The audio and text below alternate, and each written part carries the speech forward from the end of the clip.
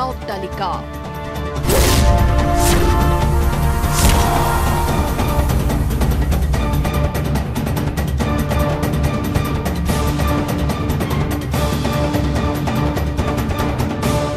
কিবা এটা ভয়ানক পৰিস্থিতি হৈছে অট্টালিকাটো।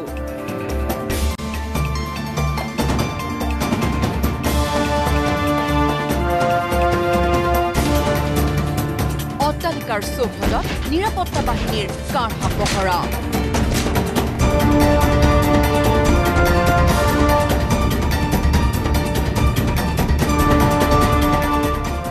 অতি সন্তৰ্পণে আগবাঢ়িছে নিৰাপত্তা বাহিনী।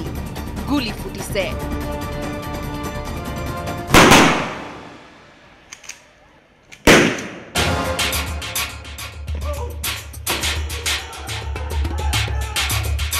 চাদৰ পৰাও হাতত অস্ত্ৰ লৈ ৰছীৰ সহায়ত বাহিৰৰ পৰাই অট্টালিকাটোত সোমাবলৈ চেষ্টা কৰিছে নিৰাপত্তাৰক্ষীয়ে।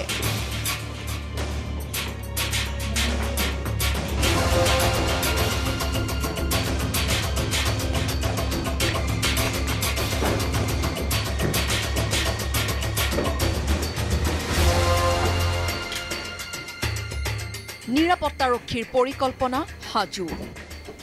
ৰছীৰ সহায়ত এজন এজনকৈ জোৱান নামিছে চাদৰ পৰা। তলত পহৰা দিছে আন একাংশ জোৱানে, কিয়নো ঘৰটোত আছে উগ্ৰপন্থী।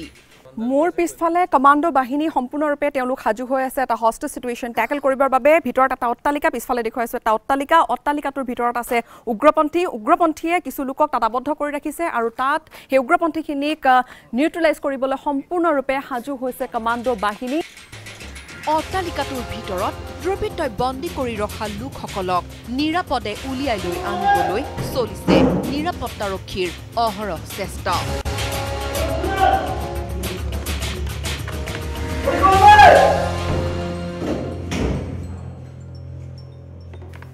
উগ্ৰপন্থীক প্ৰতিহত কৰিবলৈ এফালে চাদৰ ওপৰৰ পৰা ৰছীৰ সহায়ত জোৱানসকলে প্ৰত্যাক্ৰমণৰ কৌশল ৰচিছে,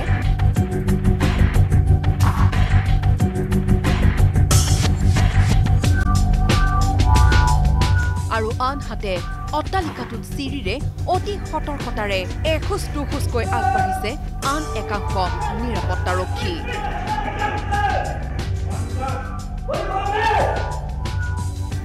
ইয়াৰ মাজতে এছল্ট কুটক কাভাৰ দি আন এছামে নজৰ ৰাখিছে বাকীখিনি গতিবিধিৰ, যাতে যিকোনো পৰিস্থিতিৰে মোকাবিলা কৰিব পৰা যায়। সমগ্ৰ ঘটনা টলকিবই নোৱাৰিলে অট্টালিকাটোৰ ভিতৰত নিৰীহ লোকক পণবন্দী কৰি ৰখা উগ্ৰপন্থীয়ে।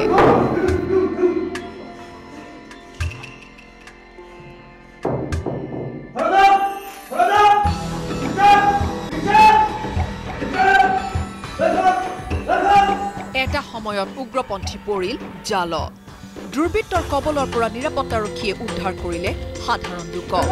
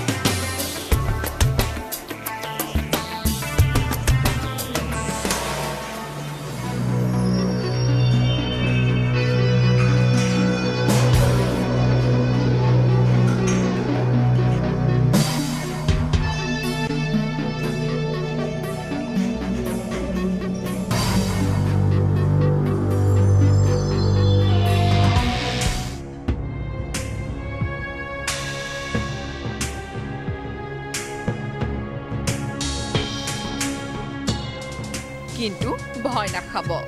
এয়া অনুশীলনহে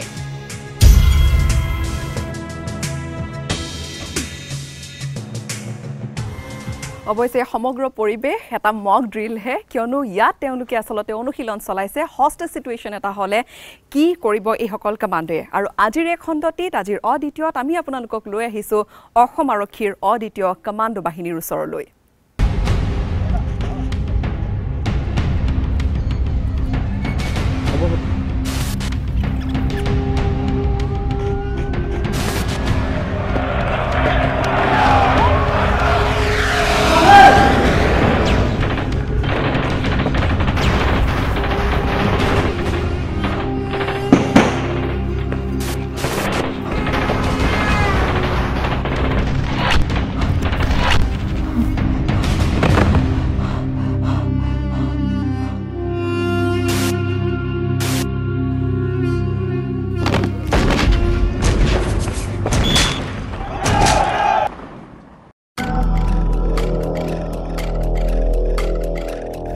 প্ৰতিটো মুহূৰ্ততে হস্তম প্ৰতিটো মুহূৰ্ততে সজাগ পৰিস্থিতি যিয়েই নহওক কিয় সদায় মোকাবিলা কৰিবলৈ সাজু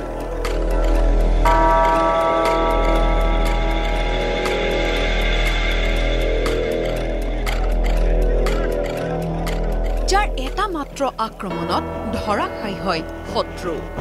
নিৰীহ লোকক আক্ৰমণৰ চেষ্টা কৰা উগ্ৰপন্থীৰ সন্মুখত যিয়ে কাল হৈ থিয় দিয়ে আপোনাৰ মোৰ নিৰাপত্তা সুনিশ্চিত কৰাৰ গধুৰ দায়িত্ব যিয়ে কান্ধ পাতি লয় সেয়াই অসম আৰক্ষীৰ একমাত্ৰ কমাণ্ডো বাহিনী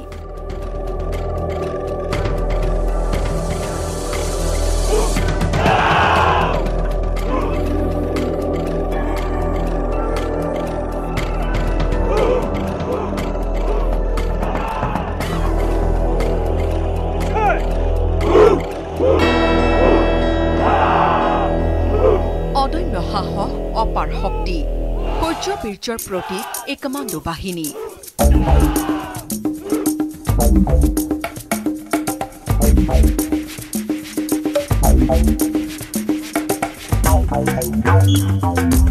অসম আৰক্ষীৰ এটা অতি গুৰুত্বপূৰ্ণ অংশ যাক লৈ গৌৰৱান্বিত সমগ্ৰ বিভাগটো এয়া অসম আৰক্ষীৰ কমাণ্ডো বেটেলিয়ন প্ৰতিটো মুহূৰ্ততে ভয়ানক পৰিস্থিতিৰ সৈতে যুঁজিবলৈ সক্ষম যিয়ে শত্ৰু পক্ষত হানিব পাৰে মক্ষম আঘাত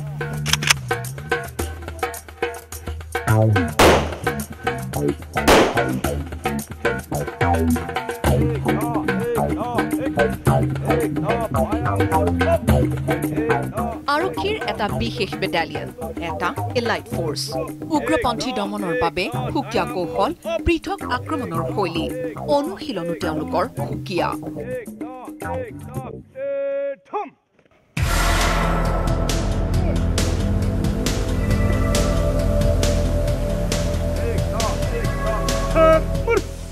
মুঠৰ ওপৰত কঠোৰতম পৰিস্থিতিত নিৰীহক নিৰাপত্তা দি দুৰ্বৃত্তক প্ৰতিহত কৰাৰ উদ্দেশ্যৰে গঠিত অসম আৰক্ষীৰ কমাণ্ডো বাহিনী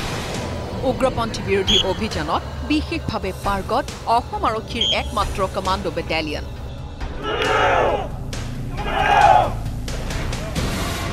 তীক্ষ্ণ দৃষ্টি অদম্য সাহস শৌৰ্যবীৰ্যই যাৰ পৰিচয় আজিৰ অদ্বিতীয়ত আমি উপস্থিত আছো অসম আৰক্ষীৰ কমাণ্ডো বেটেলিয়নৰ উত্তৰ গুৱাহাটীস্থিত মুখ্যালয়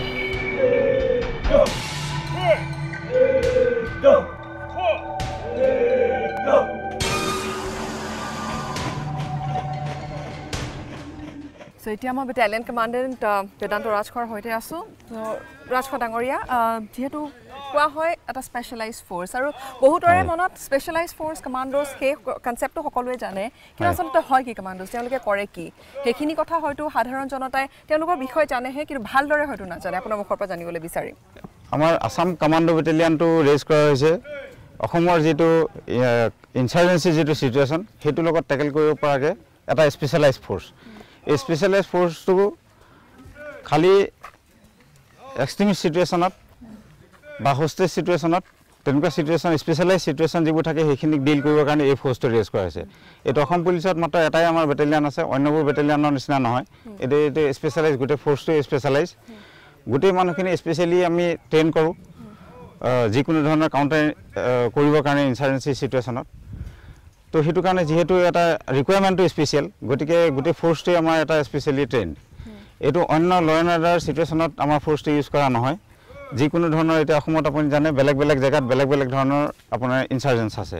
সেই বেলেগ বেলেগ চিটুৱেশ্যনৰ কাৰণে বেলেগ বেলেগ ইনচাৰ্জেঞ্চৰ কাৰণে টেকেল কৰিবৰ কাৰণে এই ফ'ৰ্চটো তেনেকুৱা ধৰণে আমি ৰেডি কৰোঁ তাৰপিছত দ্বিতীয় কথা হ'ল এতিয়া সময়ৰ লগে লগে ৰিকুৱাৰমেণ্টছটো বেলেগ হৈ গৈ আছে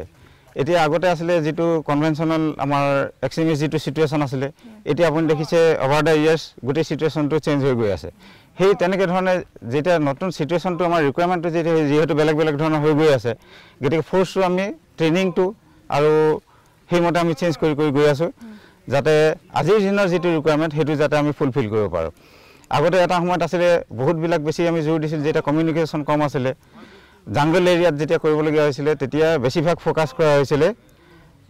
জাংগল ৱাৰফেয়াৰ বা তেনেকুৱা ধৰণৰ কথা কিন্তু অসমত এতিয়া দেখিছে যে আমাৰ যে গোটেই চিটুৱেশ্যনটো অলপ আৰবানাইজ এক্সট্ৰিমিজিম আৰবান ৱাৰফেয়াৰ তেনেকুৱা ধৰণলৈ অলপ আহি পৰিছে গতিকে সেইমতে যিকোনো ধৰণৰ আৰবান ৱাৰফেয়াৰলৈকে তেওঁলোকক তৈয়াৰ কৰিবলৈ বা যিকোনো ধৰণৰ হোষ্টেজ চিটুৱেশ্যনবিলাক সাধাৰণতে আৰবান এৰিয়াত হয় বেছিভাগ ৰুৰেল এৰিয়াত অলপ কম হয় সেইমতে আমি ফ'ৰ্চবিলাকক তেনেকৈ তৈয়াৰ কৰিছোঁ যেতিয়া আপুনি দেখিছে যে বাংলাদেশৰ যিটো আপুনি ৰিচেণ্টলি যিটো হোষ্টেজ চিটুৱেশ্যন হৈছিলে সেইটো পিয়'ৰলি একদম আৰবান বিল্ট আপ এৰিয়াত হৈছে তাৰ কাৰণে আমি ৰেষ্টুৰেণ্টৰ ভিতৰত হৈছে চ' একৰ্ডিংলি আমাৰ ফ'ৰ্চটো তেনেকুৱা ধৰণে বেলেগ বেলেগ চিটুৱেশ্যনত ডিল কৰিব পৰাকৈ কোনোবাই যদি বিল্ট আপ এৰিয়াত মানুহক কিডনেপ কৰি নি পেলাই ক'ৰবাত যদি ভৰাই থয় তেতিয়া আমি কেনেকৈ ডিল কৰিম সেইবিলাকৰ লগত ডিল কৰিব পৰাকৈ আমি ফ'ৰ্চটো তেনেকৈ তৈয়াৰ কৰি আছোঁ বেটালিয়নৰ ষ্ট্ৰেংথ কিমান এতিয়া বৰ্তমান বেটালিয়নত আমাৰ এনে মোটামুটি প্ৰায় 1000 মানুহ টোটেল ষ্ট্ৰেংথ হয় কিন্তু মাজে মাজে কিছুমান ভেকেঞ্চি থাকে কিছুমান ছুটিত থাকে তো সেইটো ভেৰি কৰি থাকে সেইটো প্ৰায় তেওঁলোকৰ ট্ৰেইনিং ইয়াতেই গোটেইখিনি আৰম্ভ হয় নে বাহিৰলৈ যায় তেওঁলোকে এটা ট্ৰেইন কৰি আহে ইয়াত দুটা ধৰণে হয় এটাতো অসমৰ বিভিন্ন বেটেলিয়নৰ পৰা ফিট যিবিলাক মানুহ থাকে আৰু উইলিং থাকে ইচ্ছা থাকে এনেকুৱা স্পেচিয়েলাইজ কাম কৰিবৰ কাৰণে তেওঁলোকৰ মানুহ চিলেকশ্যন কৰি লৈ ভাৰতবৰ্ষৰ বিভিন্ন জেগাত ভাল ভাল ট্ৰেইনিং ইনষ্টিটিউশ্যনছ আছে NAG আছে বা অন্য কিছুমান চেণ্টাৰ্ছ আছে সেইবিলাকত ট্ৰেইনিং কৰি আহে কৰি অহাৰ পিছত আমাৰ বেটেলিয়নত ইণ্ডাক্ট কৰা হয় তেওঁলোকক আৰু তেওঁলোকৰ যাতে ট্ৰেইনিং কৰি অহাৰ পিছত যেতিয়া ফিল্ডত ডেভেলপ কৰা যায় তেওঁলোকে সেই ট্ৰেইনিংটো যাতে আপডেট হৈ থাকে ফিজিকেল ফিটনেছটো ঠিক থাকে সেইকাৰণে আমি refresher course time to time তেওঁলোকক মাতি আনি লৈ আৰু টাইম টু টাইম আমাৰ ৰিফ্ৰেছাৰ কোৰ্চটো আমাৰ চলি থাকে ইয়াতে আৰু পাৰ্টিকুলাৰলি যদি বেটালিয়নৰ কথাটো কওঁ ইয়াত অনুশীলন ডেইলি হয় নিশ্চয় হ'বই লাগিব ডেইলি হয় আমাৰ ৰাতিপুৱা গধূলি 2 বেলা আমাৰ ট্ৰেইনিং ইয়াতে চলি থাকে আৰু পুৱা কেই বজাৰ পৰা গোটেইখিনি জৱান এক্টিভ হৈ যায় এইটো মানে গোটেই ৰুটিনটোৰ ওপৰত বেলেগ বেলেগ দিনত বেলেগ বেলেগ কেতিয়াবা ৰাতি ষ্টাৰ্ট হয় কেতিয়াবা গোটেই ৰাতি আমাৰ চলি থাকে কেতিয়াবা আৰ্লি মৰ্ণিং ষ্টাৰ্ট হয় আৰু পিছবেলাটো আমাৰ থাকে পোষ্ট লাঞ্চ যিটো আমাৰ ছেশ্যন হয় আফটাৰনুন ইভিনিং গতিকে বেলেগ বেলেগ ট্ৰেইনিঙৰ যিটো ছেডিউল থাকে ট্ৰেইনিঙৰ ছেডিউলত ৰাতিও কিছুমান ট্ৰেইনিং হয় কিছুমান বাকী এনে ৰুটিন যিবিলাক হয় ৰাতিপুৱাৰ পৰা আমাৰ গধূলিলৈকে এতিয়া ট্ৰেইনিঙৰ বুলি বা নৰ্মেল এক্সাৰচাইজখিনি যদি কথা কওঁ এইখিনি ফিটনেছৰ এক্সাৰচাইজৰ উপৰিও এই যিখিনি এণ্টি ইনচাৰ্জেঞ্চি যিখিনি কম্বেট টেকনিক্স ইউজ কৰা হয় চ' তেনেকুৱা যিখিনি এক্সাৰচাইজ সেইখিনিও সদায় হয় প্ৰায় সেইখিনি সদায় হয় ইয়াত ধৰক দুটা হয় এটাটো বেছিক ফিটনেছৰ কাৰণে যিটো কৰা যায় আমাৰ ৱেপন হেণ্ডলিং আৰু নৰ্মেল যিখিনি আমাৰ এক্সাৰচাইজৰ কৰা যায় সেইটো কৰা হয় তাৰ উপৰি স্পেচিয়েলাইজ যিখিনি টেকটিক্সৰ কাৰণে যিখিনি কৰা যায় বেলেগ বেলেগ চিটুৱেশ্যনক টেকেল কৰিবৰ কাৰণে যিটো স্পেচিয়েলাইজ টেকটিক্সৰ কৰা যায় কোৰ্চ সেইখিনিও কৰা হয় আমাৰ ইয়াতে আছাম কমাণ্ডো বেটালিয়ন গঠন হোৱাৰে পৰা বিভিন্ন কঠিন পৰিস্থিতিত ৰাইজৰ সুৰক্ষা নিশ্চিত কৰি অতন্ত্ৰ প্ৰহৰীৰ দৰে থিয় দিছে অসম আৰক্ষীৰ এই বিশেষ ফ'ৰ্চে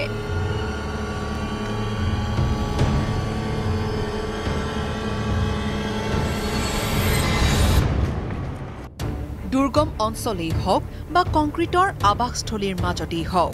প্ৰত্যাহ্বানেৰে ভৰা অনেক অভিযানৰ নেতৃত্ব দি সফল পৰিসমাপ্তি ঘটোৱালৈ অলেখ কৃতিত্ব অৰ্জন কৰিছে এইসকল কমাণ্ডোৱে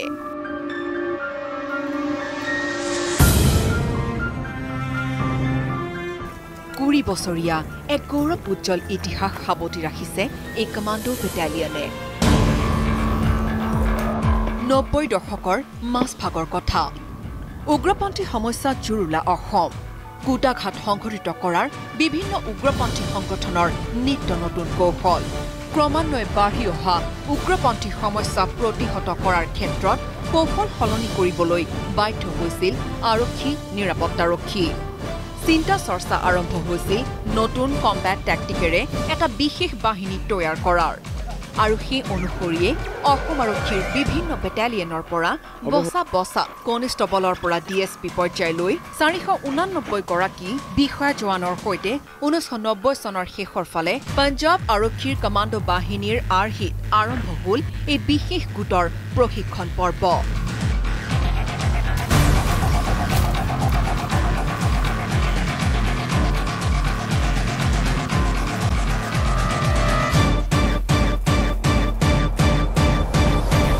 পঞ্জাৱৰ জাহানখেলাম স্থিত কমাণ্ডো ট্ৰেইনিং চেণ্টাৰলৈ প্ৰশিক্ষণৰ বাবে প্ৰেৰণ কৰা হ'ল 489 জনীয়া এই গোটটো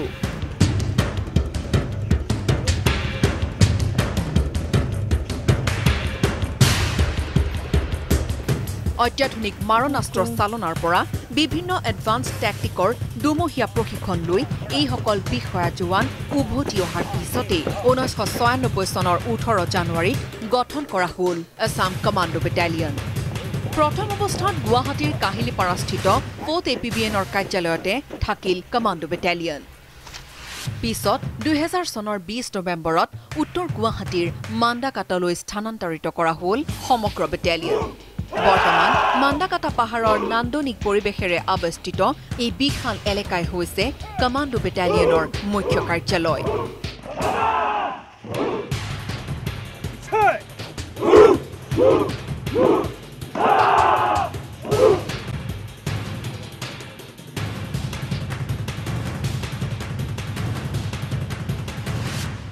এয়া হাই ওয়ায়াৰ ফেন্স আৰু অনুশীলন তেওঁলোকৰ এই ধৰণে চলি গৈছে আৰু চলি যাব আৰু আমিও আপোনালোকক আৰু বিভিন্ন নজনা কথা অসম কমাণ্ডো বেটালিয়নৰ বিষয়ে জনাই যাম কিন্তু এটা বিৰতিৰ পিছতে